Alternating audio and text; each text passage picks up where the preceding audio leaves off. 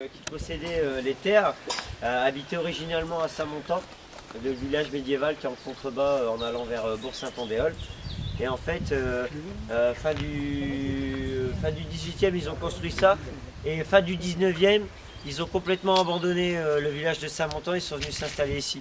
Parce que fin du 19e, début du 20e, c'est le début de la première évolution industrielle.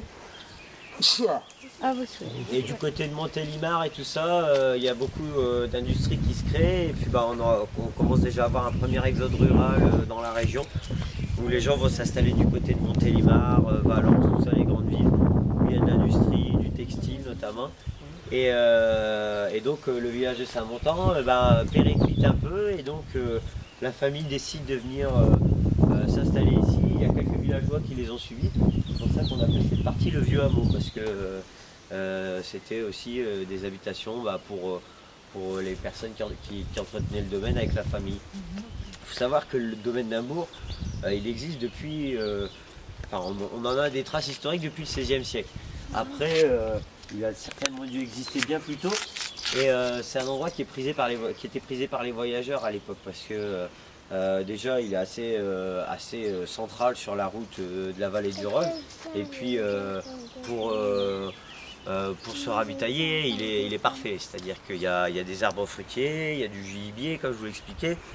On a la rivière, donc quand on est au niveau de la résurgence, si vous prenez tout de suite l'eau à cet endroit-là, c'est de l'eau que vous pouvez boire. Là, si vous la buvez, je ne vous dirais pas buvez-la à la tombée de la cascade, mais si vous la buvez vraiment quand elle sort de la roche, là, effectivement, vous avez de l'eau qui est potable.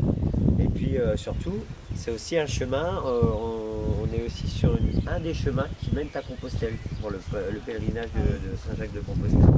C'est pour ça que c'était un lieu très prisé, et que finalement ils ont préféré abandonner Saint-Montan pour venir se repositionner ici et vivre plus ou moins en autarcie avec la coupe de bois qui permettait de vendre du bois aux grandes menuiseries, etc. La culture de potager, etc. Tout ça,